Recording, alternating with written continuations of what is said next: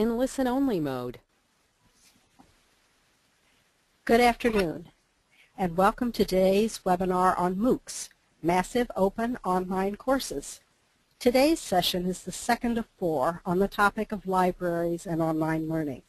It is designed to expand on a discussion that began at the 2013 ALCTS Midwinter Symposium in Seattle, and to promote effective participation by librarians in the online learning environment. Today's presentation is Providing Solutions for Alt Higher Ed. We are delighted to have Stephen J.Bell, Associate University Librarian for Research and Instructional Services at Temple University, as presenter. Stephen is a frequent writer, blogger, and presenter on the intersection of academic librarianship and higher education, learning technologies, design thinking, and user experience. He is immediate past president of the Association of College and Research Libraries.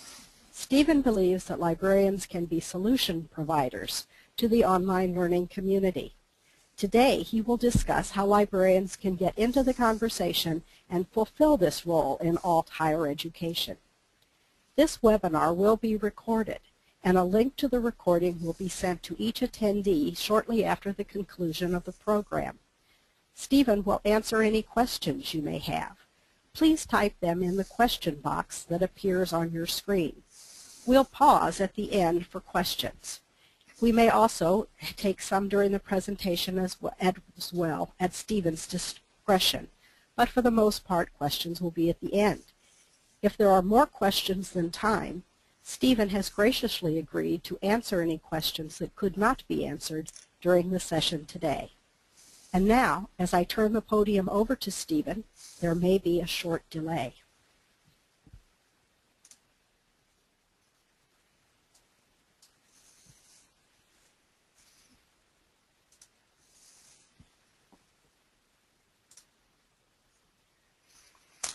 Hi everyone, this is Stephen.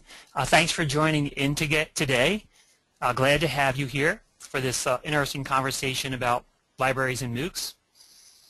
And thanks to ALCTS for inviting me to participate in this webinar series. I really appreciate having the opportunity.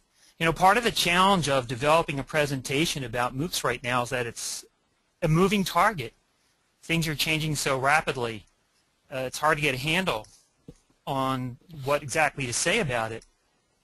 In fact, I was thinking of developing a poll question to start with that would have been something like, when was the last time that you read something new about MOOCs? And the responses would have been things like, was it 6 minutes ago? Was it 6 hours ago? Was it yesterday?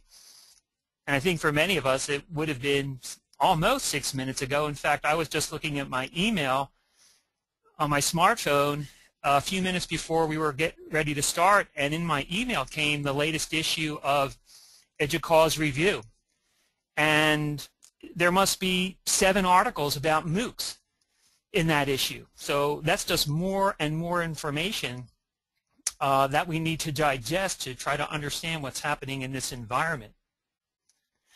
And when you have things changing so rapidly like this, it really can create an environment of uncertainty about where things are headed, and especially for academic librarians, there is an added uncertainty about where we are in the MOOC environment. I know that we are following it closely, going back to OCLC's symposium at the University of Pennsylvania on MOOCs and a subsequent series of articles in many different publications, that we are continuing to explore and ask ourselves, you know, what is our role in this new environment? And I know that we want to be involved because we care deeply about supporting learners in higher education, providing them with service and resources that can help make them successful academically. It's just a question of how do we do that in the right way, and where can we best support our colleagues in this new environment. Now, in today's session, particularly in the first segment, I will be making some references to what's going on in MOOCs, but I want to go in a slightly different direction today, in that I don't want to get into a history of MOOCs or specifics about how they work.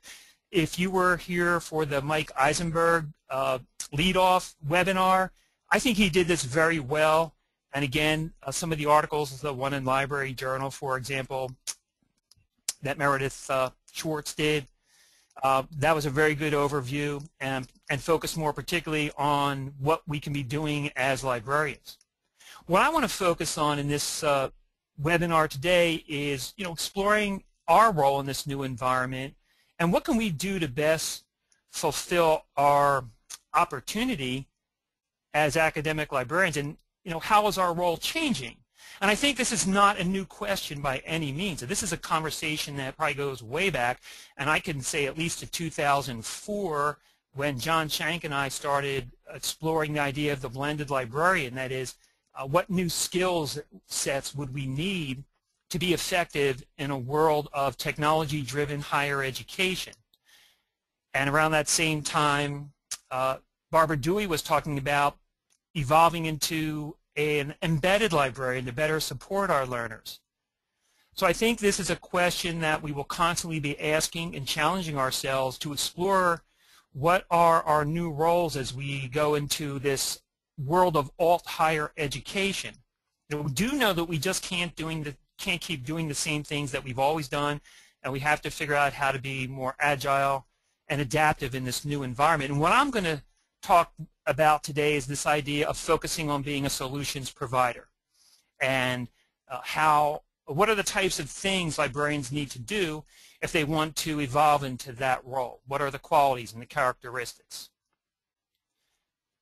Here are some of the things that I'll be focusing on in this webcast today. But overall, looking at what outcome I want to achieve, I just hope that at the end of this you'll have a better understanding of the current higher education environment that has really created the condition for MOOCs to rise and become so prominent so rapidly. And where can we find new opportunities in that environment? Where can we capitalize by identifying where the gaps in service delivery are in higher education, and again trying to become or think of ourselves as solution providers who can help the people that are delivering the MOOCs to do a better job, or perhaps play some role in it that we may not be playing now. As always, I would hope that we would be working to make ourselves a more integral part of the teaching and learning process. And in this new and evolving world of alt higher ed, how can we best make that happen? Now, when I think back to what's been happening in higher education over the last couple of months, I am reminded of an article that I read in the late summer, and it was very memorable because it was about the state of higher education, and the first sentence was only 5 words, but very memorable. Higher education is a mess. And if you think about what's been happening in higher education, you could understand what would lead someone writing an essay about the current environment to come to that conclusion. Now, describing it as a mess is not very eloquent, so I have another suggestion. VUCA, and I saw this someone using this recently. Here are some of the qualities and characteristics of where we are now, I think, in higher education. And again, it's this sense of uncertainty, complexity, and ambiguity about where we're headed next. Think about some of the things that have happened more recently. Moody's rating service gave a negative overall outlook for all of higher education, recommending that people not invest in higher education, or perhaps increase the interest rates on loans when higher education institutions want to borrow money.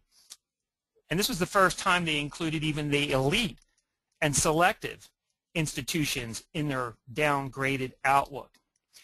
Look at the debacle we had with student loan interest rates. The Congress kind of sat on its hands, as they often do, waiting to the very last minute to avoid a vast increase in the interest rate that students would have to pay. This created a huge amount of anxiety. And then there was, of course, President Obama's summer college bus tour. Now, while it was great to have the president bringing a lot of attention to higher education, his call for a new rating system based on things such as graduation rates, support for low-income students and post-graduation employment, I think that was very scary to a lot of administrators in the world of higher education, asking how a rating system like that would impact funding, especially in the world of public higher education, where there's really been an assault on the funding. And that's been certainly contributing to this volatile environment. Now, on the other hand, while we've had all this messy stuff going on, we know that there's been some really exciting things happening too, like all the developments happening in the world of MOOCs. I think another exciting development over the summer and back into the spring is the growth of competency-based education, where institutions of higher education will no longer need to base the granting of degrees and diplomas on the number of credit hours they give, but more on the competencies that students can earn. So you have institutions like Western Governors University, Southern New Hampshire University developing curriculums where students have a set of 120 different competencies that they can earn in a more self-paced way or based on out-of-classroom learning. And I really question how we can support library services in a competency-based learning environment. So I think we have a lot of challenges ahead of us. I wanted to have a poll just to find out what your experience is with the world of MOOCs. So we'll launch our first poll here and get a sense of your personal experience in this environment.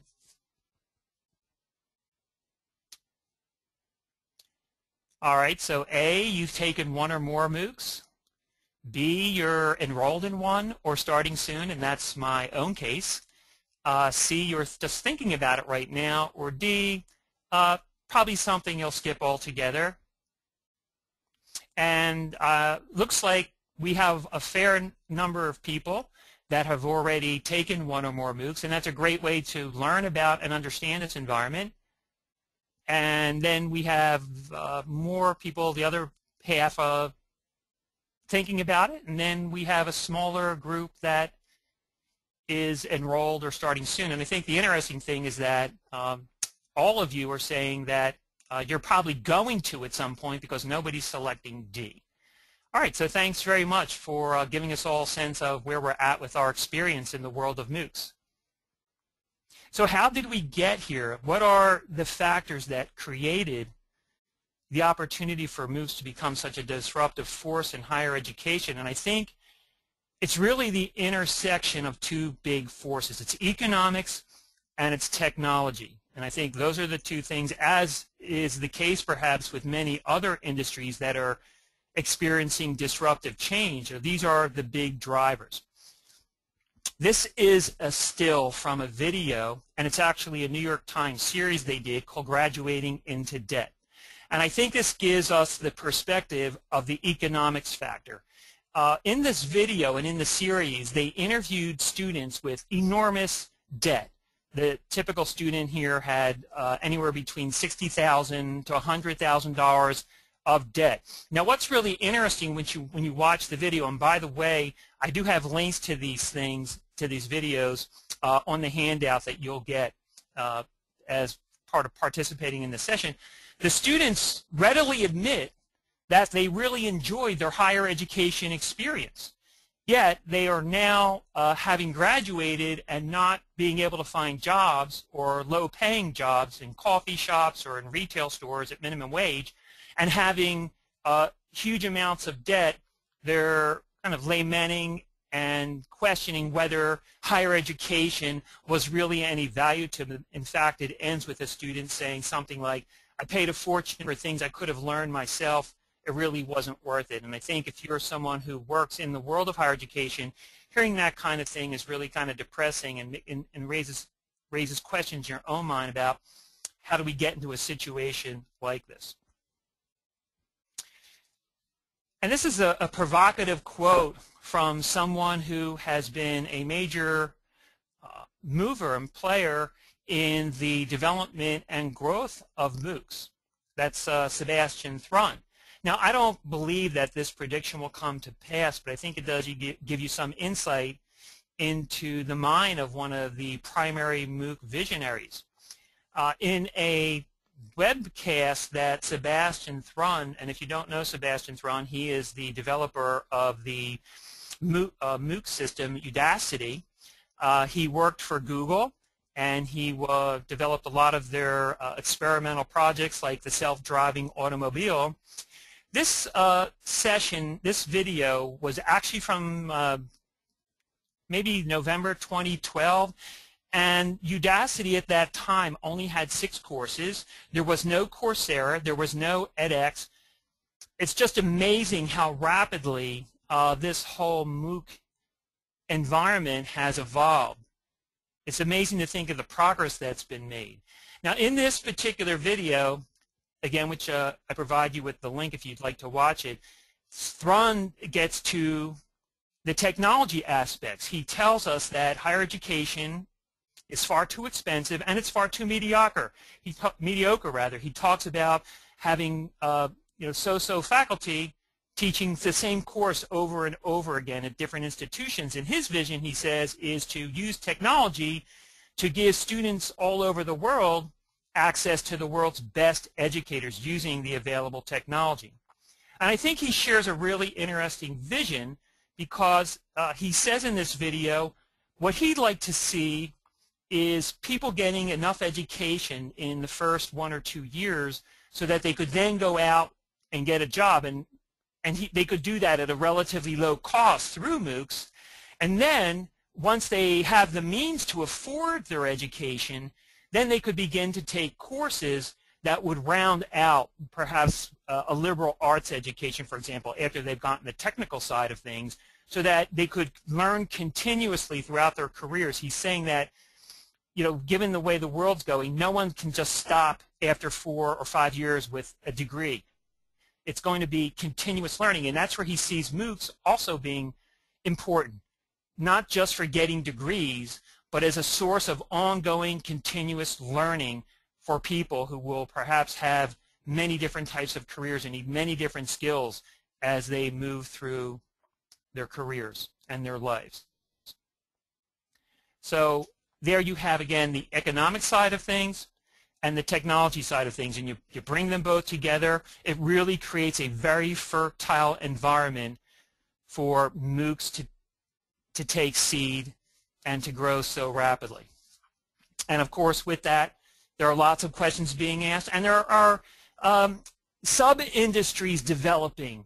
For example, there are now multiple sites that are simply places you can go to that are catalogs of MOOCs. You can see and find the different courses that all the different providers are offering. There's also the backlash against MOOCs. The faculty were saying, we're not going to do this. We think it undermines what is best about traditional higher education. They may be seeing it as a threat. I thought this Reclaim Open Learning Symposium was really interesting, where some of the individuals who started the very first MOOCs that were really designed more as interactive, project-based, and collaborative learning environments that were not intended to be for hundreds of thousands, but maybe for large numbers, 1,000 or 2,000, and to give people more of a community-based kind of education, saying, hey, wait a minute, this is not what we want it to be. We want to reclaim it, and we want to get back to where we were. And I don't think that's going to be possible now that things are at the point where they are, with so much money and investment and institutions supporting MOOCs. So even though there are a lot of challenges and problems, there are some amazing things happening in the world thanks to MOOCs. I thought this was a great story from the New York Times about in Rwanda, where the higher education system is just not accessible to all the people who want to go and earn a college degree.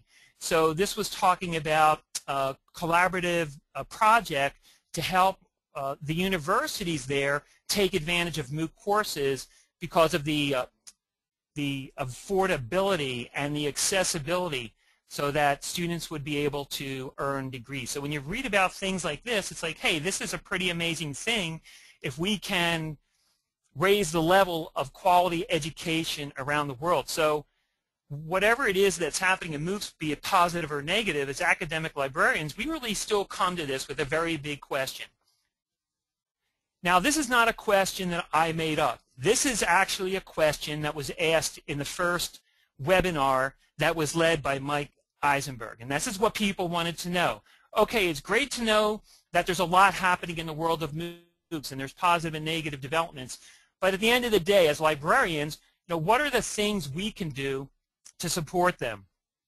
And I think it's just a good example of bringing the academic librarian perspective to the whole MOOC environment. And so Mike Eisenberg shared some of the things that you will read in the different articles or in the OCLC seminar that you've heard. Providing copyright support. Can we help the instructors to get clearance? Providing instructional design support, sort of for me the blended librarian role. Can we help faculty to develop new kinds of learning materials, particularly learning materials that might help students to do better research? Can we help faculty to find alternate learning materials in the open educational resource environment? Other bigger challenges that we haven't perhaps figured out yet is how would we deliver information literacy skill building to students that are in MOOCs? Can we use embedded or liaison support? How would we scale up? There's so many students, and do we really think of them as our students if they're from somewhere else on the planet and they're in this MOOC that's being sponsored by our institution? Is that our student? Where do our priorities lie? And how do we integrate some of our standard services, reference services, interlibrary loan? Are these the kind of things that people want? So if anything, the evolution of MOOCs when it comes to what can we do, there's still many more questions and answers. And I just want to share something that I experienced about a week ago here at my institution. We had a presentation by SYPX, SIPX. I think that's the Stanford Intellectual Property Exchange, but I may not be 100% right on that. But this is an example of a whole new sub-industry developing to support MOOCs. And what they're offering is really a copyright clearance and a document delivery service. So faculty at Stanford that are teaching MOOCs can find articles that they want students to read. They can get copyright clearance because it is a for-profit environment. So guidelines for fair use don't necessarily apply. And what's really interesting is that it is a pay-per-view model where if the faculty member says, hey students, here's 20 articles that you may want to read for this class, the students can pick and choose the ones they want. And then they might pay between $3 and $5 to view and read that article and download it.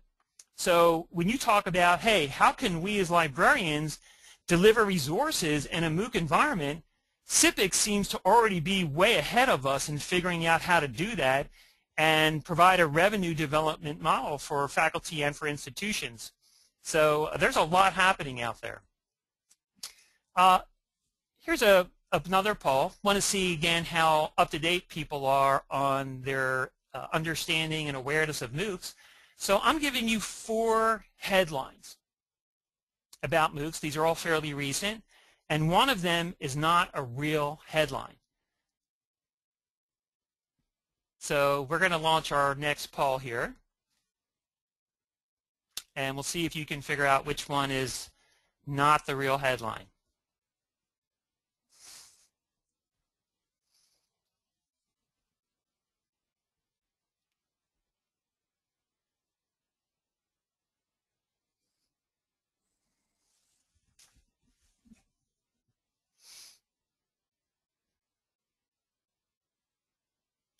Okay, see we're up to 52% voted, so we'll give that just another couple seconds.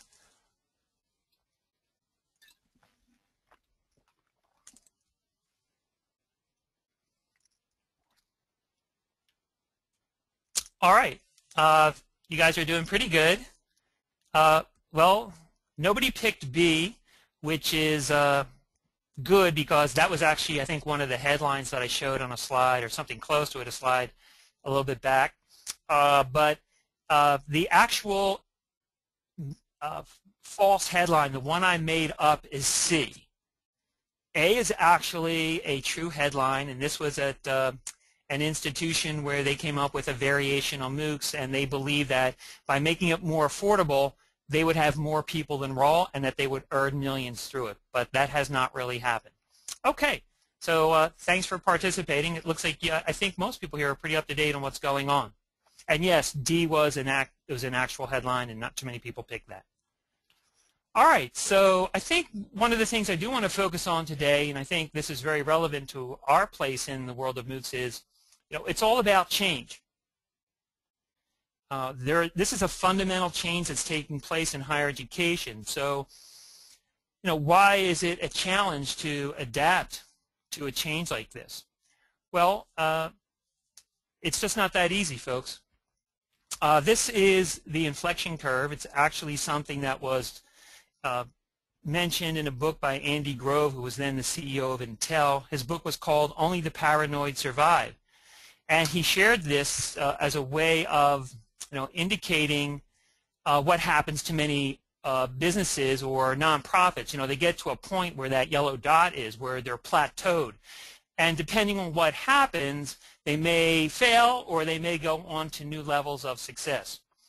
And if you can imagine to the left of that yellow dot, that's where the MOOCs are. They're that disruptive change that's coming up very rapidly. And part of what Andy Grove was saying in the book Only the Paranoid Survive, you need to constantly look over your shoulder and see what's coming from behind you so that you can adapt to it and move forward. Now, the other point he made was that the way that most businesses would go on to new heights is by being open to change and having the ability to change and to adapt.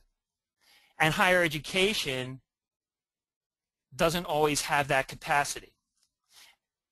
And it's just not that easy. Like, this is an article that I really enjoyed. It's by Nick Bilton of the New York Times. And I think it goes a long way towards explaining why it's so hard for traditional higher education institutions, or libraries for that matter, academic libraries, to change midstream when everything's changing around them. The article is really about Instagram. And he talked about how Instagram was incredibly successful. They were purchased by Facebook for $1 billion. I think that's a fairly good indicator of success. And Instagram was actually a failed company. They had gone through a lot of venture capital money and came up with pretty much nothing.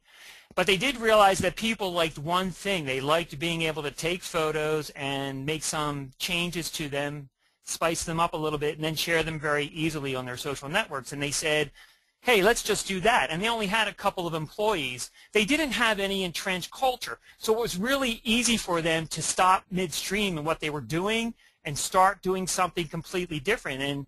And Bilton asked, well, why couldn't Polaroid come up with something like Instagram? Why couldn't Kodak come up with something like Instagram?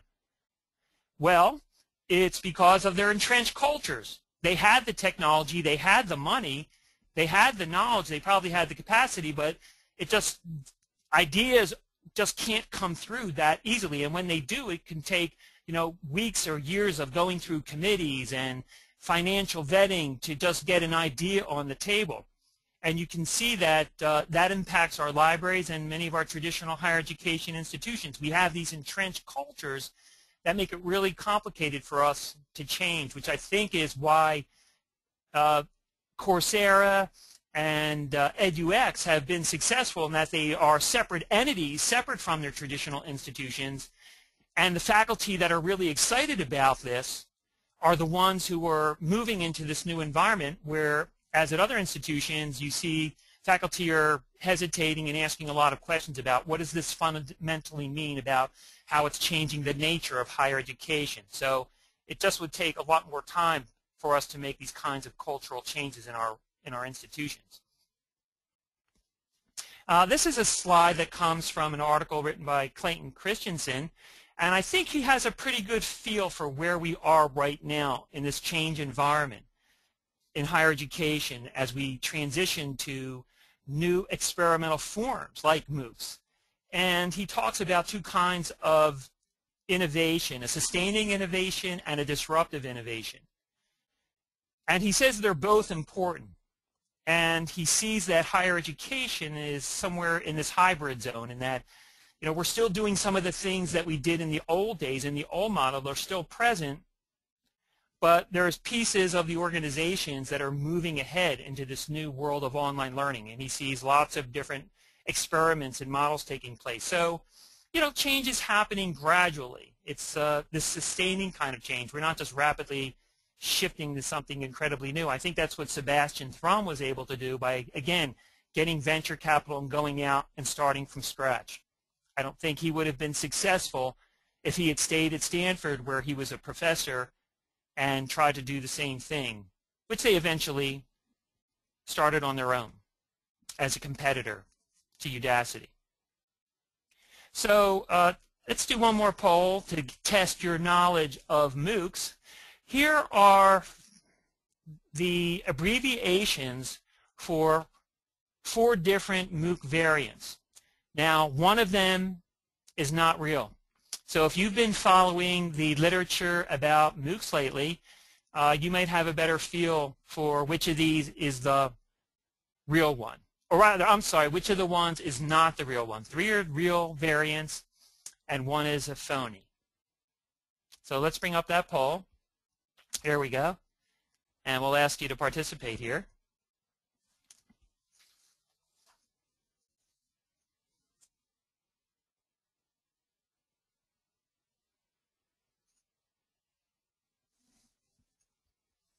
Okay, no going out and checking on the internet, by the way. I know that librarians like to do that.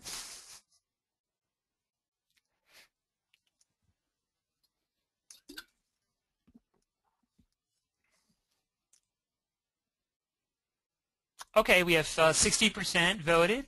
We'll just give this another 10 seconds or so and see if we can get closer to maybe 80% of you.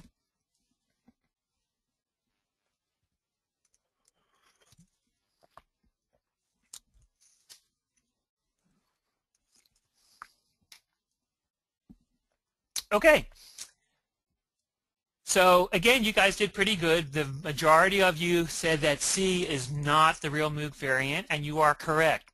The SMOC is a synchronous massive online course. That's the one where the faculty said they were going to make millions of dollars in this synchronous massive online course, where the courses would be smaller, but people would be hopefully signing up for only a couple of $100s, and they figured they'd get thousands of people enrolling, and they didn't. The DOCC is a distributed online collaborative course, and this is about, I think it was 19 different institutions are teaching pretty much the same course with the same curriculum across their different institutions. TMCO, as you indicated, most of you, is the one I made up, and the SPOC is something that just came out very recently. I think it was Harvard that's developing this thing called a small private online course, which sounded to me a lot like a regular online course that didn't have all that many people in it. All right, thank you for participating in the poll. Do we have any questions or comments at this point? We'll just take a quick break here. I can take a sip of water. Carolyn, do we have anything from the audience? If not, we'll just move ahead.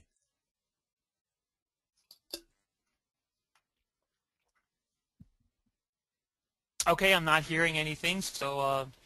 I do not see any. Okay, we'll just continue, and I'll send you a message. Okay, we'll take a break at some future point. We'll keep moving ahead. Let's try to stay on time here. So this is this unbundling effect is something I want to talk about. This is where I see the development of this alt higher ed. It's a complete shift away from a linear movement through higher education to a very different nonlinear approach. So if you think about how people have traditionally moved through higher education, they would start as a freshman. They would take 4 or 5 years, typically at the same institution, although they might take a summer course somewhere else. But mostly, if they did everything that their institution said they had to do, if they earned all the credits that they had to earn, they would graduate, they'd get their diploma. So a very linear, stable type of approach. Now, everything changed in our new digital environment. The model that you'll continuously hear is the record industry, of course, where in the past, if you wanted to get a song or two, like if you wanted to take a couple of courses to get a college degree, you had to go to this one record producer or company or higher education institution and take what they offered. whether it was maybe not what you were ideally hoping to get, but that's what you had to do to get your degree. And then, of course, when we shifted to digital music, it changed everything. You no longer had to get all the songs. You could just pick the one or two songs that you wanted. And you could develop your own playlist, sort of like developing your own diploma with the courses you want from wherever you were able to get them. So I think this is what alt higher education looks like to me. Some people call it the student swirl, where students are bouncing around from institution to institution, whether it's the community college, or they may go full-time or part-time, depending on what's happening in their life, what they can afford right now. Do they have to worry about child care? Do they have to go out and work in order to afford to pay back their loans? And what's interesting is that Sebastian Thrun recently has talked about an unbundling effect in the world of MOOCs, where he expects that students won't go to just one provider. They might bounce between Udacity and Coursera and other variations in order to earn or accumulate the credits they might need, assuming that these were accredited institutions. Like Udacity is trying to develop partnerships with institutions so that students who take the courses through Udacity will be able to get credit in order to get their degree. But he's talking about something that's really like a personal learning network. You as an individual decide where you're going to go to get the courses you want to design your own personal learning experience. And this could take longer possibly, but the big question for me is when you look at something like this, where's the library here? Where's my library providing services to a student who's bouncing around from institution to institution, online and in person? Where are they learning how to be an effective researcher? Where are they building those skills? I don't think we have the answers to those questions, but we're trying to grapple with that and figure it out. So part of what I wanted to share in this segment is this idea of becoming a solutions provider. And I've been thinking about this for a while now as I think about our role and where we are headed in the future in this kind of environment. And it was inspired by some reading I was doing about what's happening in different areas of the retail sector, where the emphasis is trying to focus less on being a supplier of inventory where people would then come and take, but rather to be much more focused on developing solutions that people need to help them strategize and be successful in whatever it is they're doing or what they want to do. And I know that this phrase solution provider does not always resonate with people in the library or education field because it sounds a little too corporate to them. Others say that the work that we do is not always about giving people solutions. Sometimes we are, point B on someone's path to trying to figure out a solution, and we're just helping them get there. But I think a large part of what we could be doing in this new educational environment would be trying to understand where the gaps are taking place and things are falling between the cracks. And particularly in this MOOC world, what are the learners or the instructors not getting that they need to get to be more successful as educators or learners? What can we do to spot those gaps and develop solutions that can fill those gaps? So I think that might be our opportunity to have a role and be a player in what's happening. And I bring your attention to this quote from Lev Gonick. I really look forward to the essay that he writes every year, once a year in January at the start of the year for Inside Higher Education, in which he gives his sort of outlook for where things are going in the IT world. And he talks about this idea in his last essay of becoming a solutions-focused internal consulting organization. And he acknowledged that, for a long time, IT has been an ingredient supplier. Give people network access, give them computers, give them classroom technology. And he's saying that there is no future in that. It's becoming so embedded in the world of higher education that IT needs to develop a new role for itself in focusing on giving people solutions that help them overcome challenges. So what I'd like to do is explore some ideas with you, throw a couple things out there. I'm not sure that these are necessarily the right qualities that we need to have to transition to some new roles or provider of solutions in this changed world of higher education. But I think it's a starting point for us to do some thinking, and hopefully you may have some ideas for things you think we need to do to capture or evolve into this new role. So I wanted to start with this idea of being a design thinker. And for me, it's very much about focusing on developing solutions. You know, designers see themselves not as problem solvers, but really as problem finders. You know, they believe that to really help people, to really give them the solutions they need, you have to first really understand what the problem is. And I think that's part of what our problem is with MOOCs right now, is that, you know, the question is, what is the problem we are trying to solve as librarians? You know, what is it we want to do? What's not working well, and why do they need library support? If we can't figure that out, then how are we going to offer a solution that's of any relevance to anyone? So if you can take the time, watch a video that you can get on the YouTube. It's called The Deep Dive. And it's a video about the IDO, which is a design organization, and it really does help you to understand what design thinking is. But basically, it's a 5-step process. You identify your problems, you know, typically by exploring behavior, sort of an ethnographic approach. There's an ideation or brainstorming stage. You then move on to prototyping and trying to come up with ideas that might work. You test them. You come up with the one you think will work best, and then you implement and you evaluate it.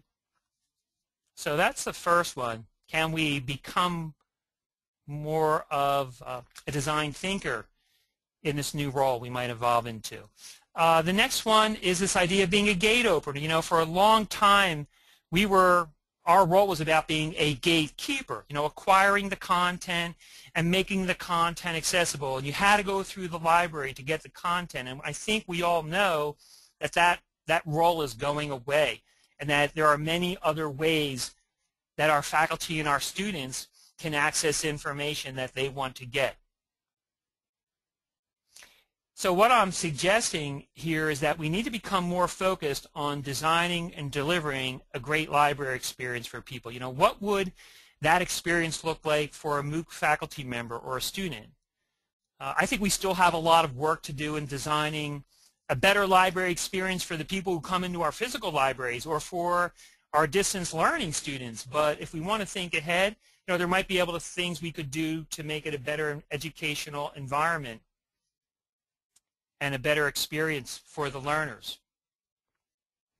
So that's a little bit about the gatekeeper role. I think the one thing to keep in mind is that, you know, on the campus, it's really about moving away from, again, just focusing on being a content delivery system, but focusing on building relationships, creating memorable experiences that people will want to experience again, that they'll want to tell other people about. And I can tell you that it's very hard to do in a traditional environment, let alone in some kind of virtual environment. But I think that's part of what we need to do. I really like what Dan Pink talks about in some of his talks, where he talks about being a non-commissioned worker. He shares some research that artists do their best work for when it's non-commissioned. And what we mean by that is, typically people will say, hey, I want you to paint a picture for me, or that you know, has the following things in it. But when artists are set free and they're doing non-commissioned pieces, those were judged to be of much better quality than their commissioned work. And you have heard about this. It's the idea of organizations giving people time away from the commissioned work that is maybe in their job description and allowing them to do something very different that's non-commissioned. What is it they want to do that would help the organization to be more innovative? And I think if we want to come up with better ways to support MOOCs, I think we might want to create more non-commissioned work opportunities for our staff members all across the organization, you know, to explore and experiment. So maybe that might mean allowing people to spend some time in MOOC environments and try to get a better sense of how we could support folks. So one of the things that's really interesting in this video Pink talks about the team that won the 2012 Physics Nobel Prize, and he said that the idea they came up with and worked on was not during their regular work time. It was non-commissioned. They were actually at their Friday afternoon beer social when they were just kind of throwing ideas around, and they came up with this really amazing idea that eventually won them the Nobel Prize. So he was advocating that we should all try to give our workforce more non-commissioned opportunities. I think the other thing that we need to do to be solution providers is to be much more focused. Let me give you an example of what I mean. When Steve Jobs came back to Apple after having been away for 10 years, he found that the company was in total disarray.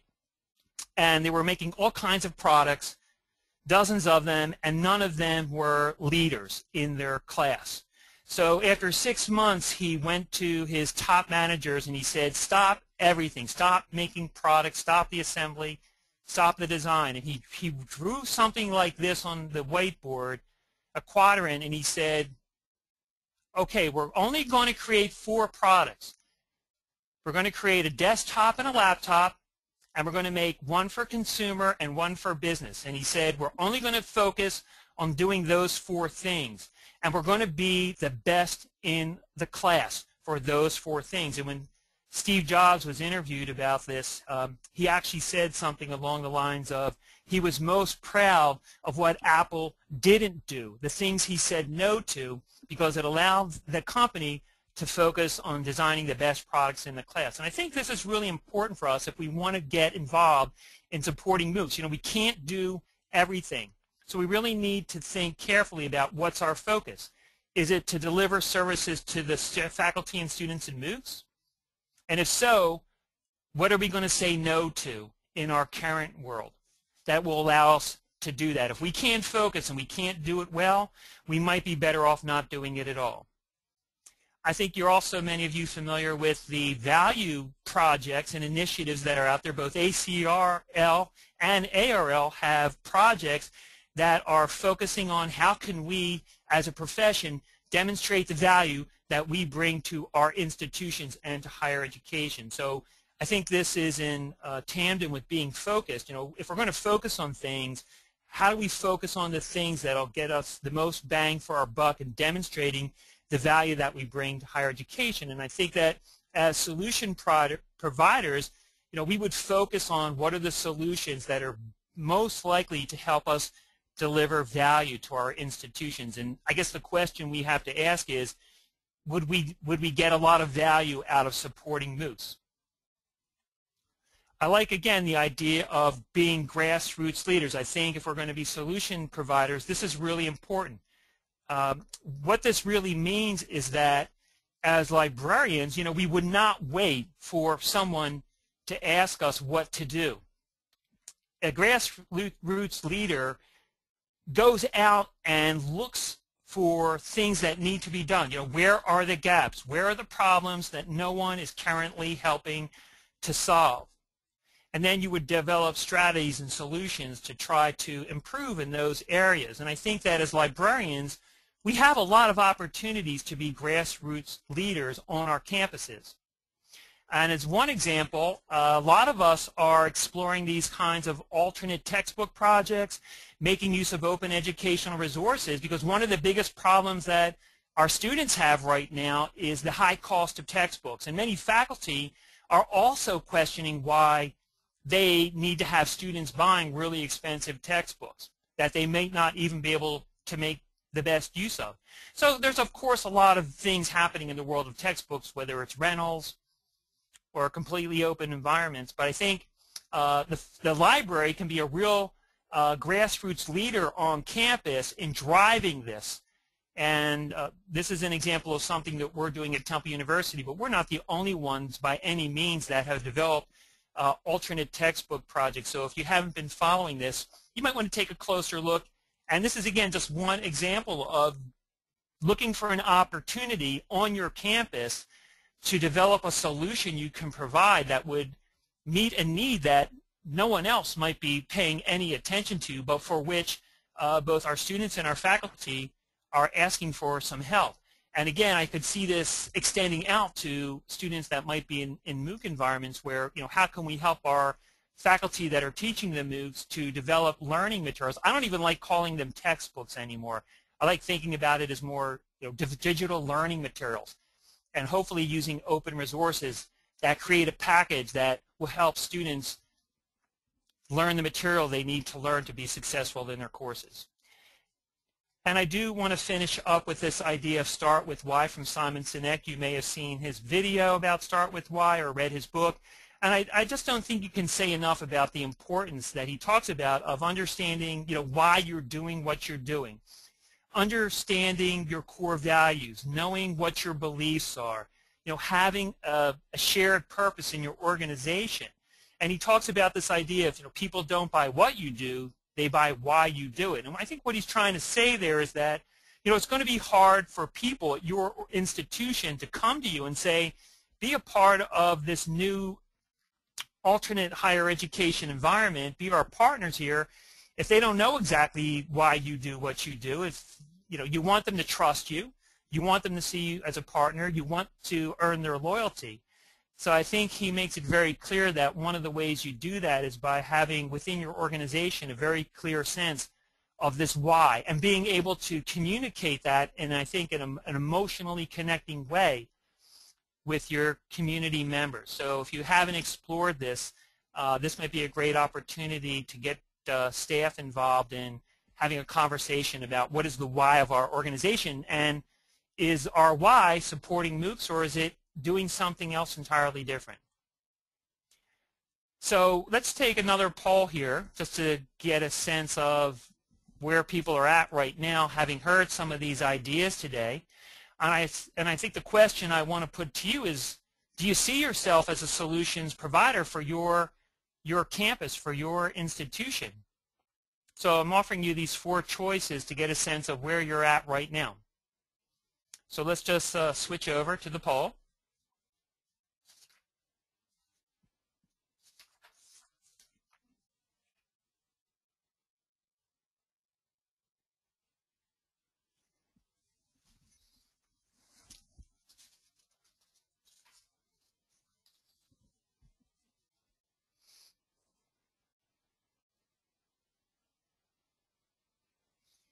Okay, so I can see that the vast majority of you, it's very encouraging. You are making the transition and you're doing some of these things. So I think that speaks really well to the fact that we do want to evolve in this new alt higher education environment. So I'll stop right here. I do have a couple of other slides, but if we don't get to them, that's okay. I'd rather, again, see if you have any questions. We just have a couple of minutes left, so I want to give an opportunity for you to share your comments, or I'm open for questions. Thank you, Stephen. That was really stimulating, and we're now open for questions. I see one that I will read in just a second. I have a question to start off with. Sure. On the gatekeeper, gate opener issue. This is something that I think would be of real interest to a lot of ALCTS members who are involved with resource acquisition and management. Do you think we will eventually see MOOC students getting access to licensed library content? I do.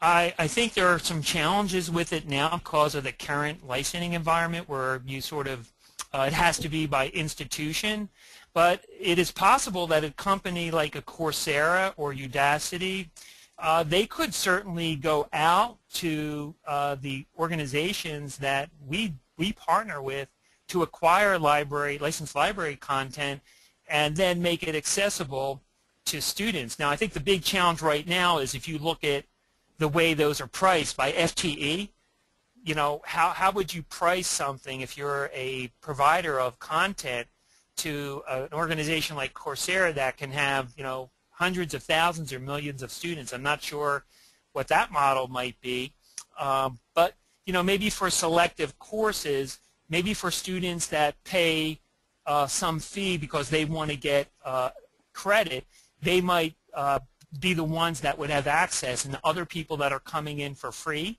would not. Or it is possible that as library organizations, we might want to work together if we could make the arrangements with the people that we acquire our resources from to offer them in a more consortial way to the students that our organizations have that are in MOOCs.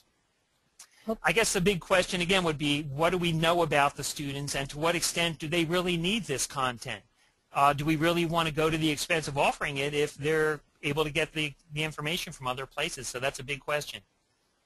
Yes, we'll have to do some pretty creative license negotiation. And on the consortial theme, here's a question. I wonder whether consortial efforts among colleges who partner in other ways may be a good approach for smaller institutions. Any examples of these?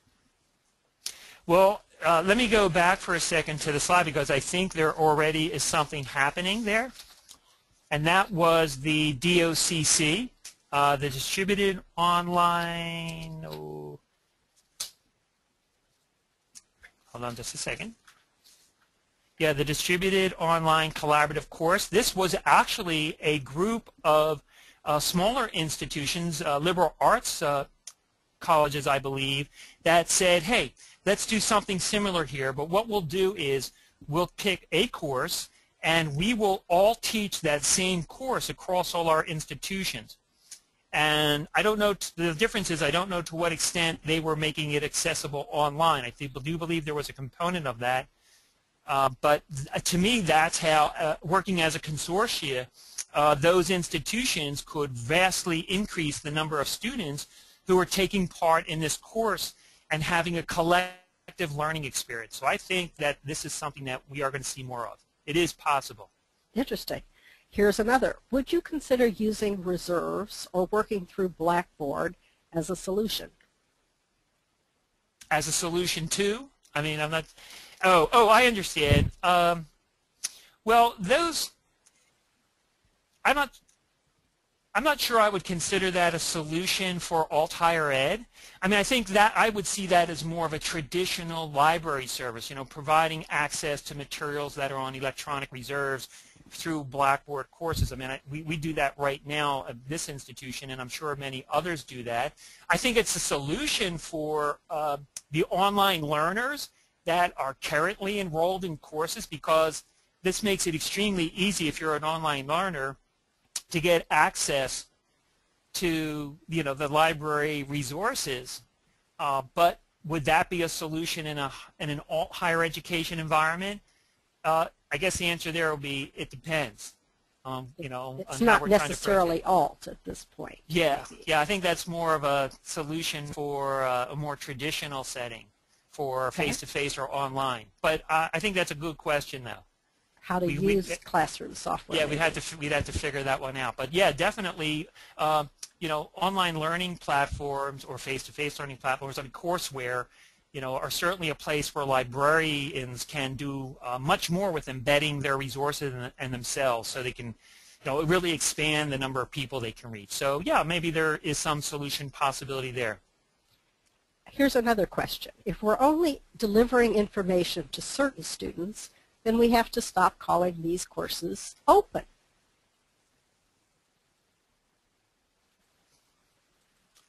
Well, I mean, I don't know if that's a question as much as an observation. Yeah. But what is open in this case, I guess?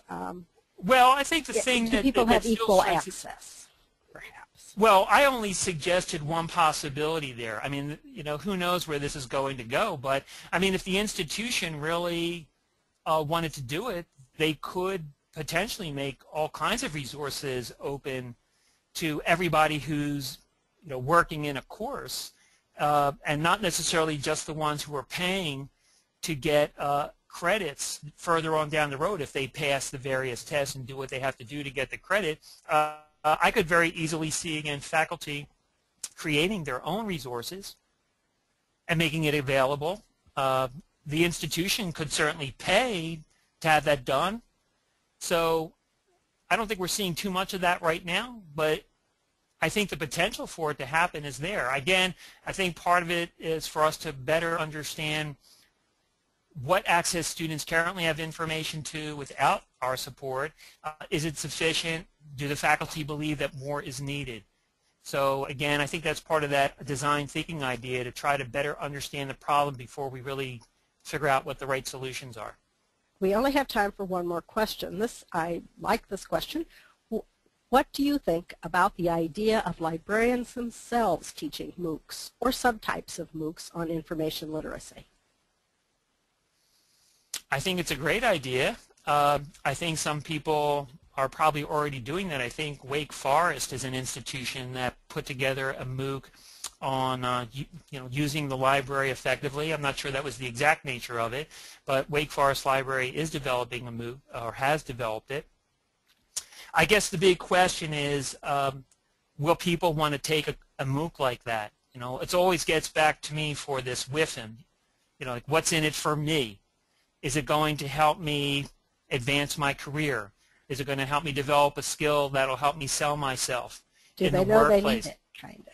Yeah, and I think that might be something. Now, again, if the faculty members said to the students as part of a learning process to get a degree of some sort, or certification, said, hey, we really recommend that you take this course over here, and we kept it reasonable, like maybe it's 4 weeks long or something like that, and you only need to do 2 hours a week, it might fly.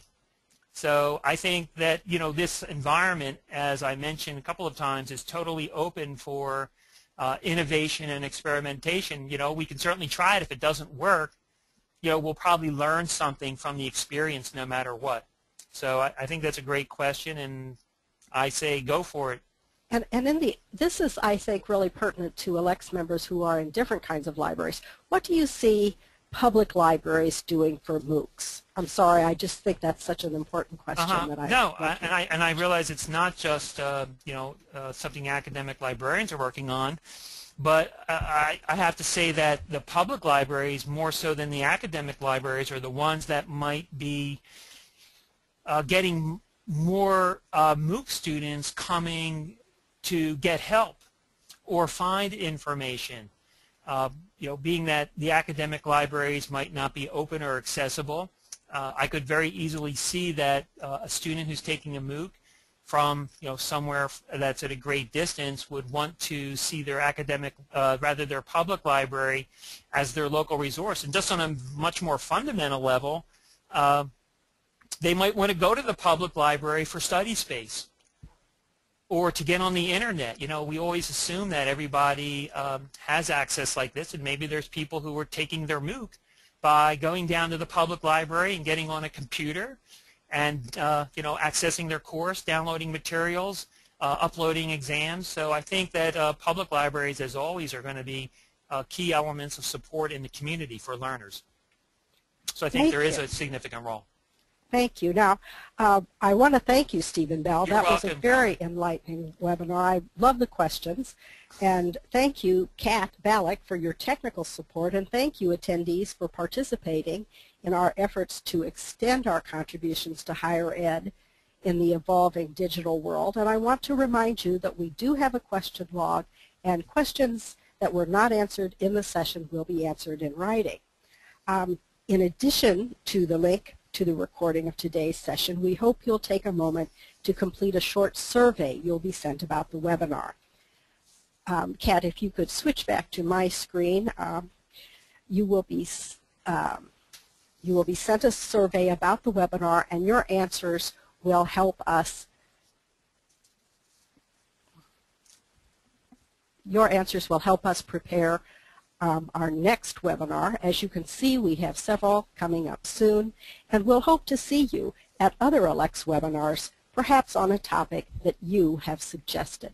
So again, thank you, and you'll be hearing more from us, and I'm sure we'll all be hearing more from Stephen as he continues to work in this area. Yeah, thanks everyone for joining in today. I really appreciated your being here. And thank you for the good questions. And if you need to get in touch with me, if you have some questions or want to explore these ideas further, I think you know how to get in touch. So I'll look forward to hearing from you. Goodbye.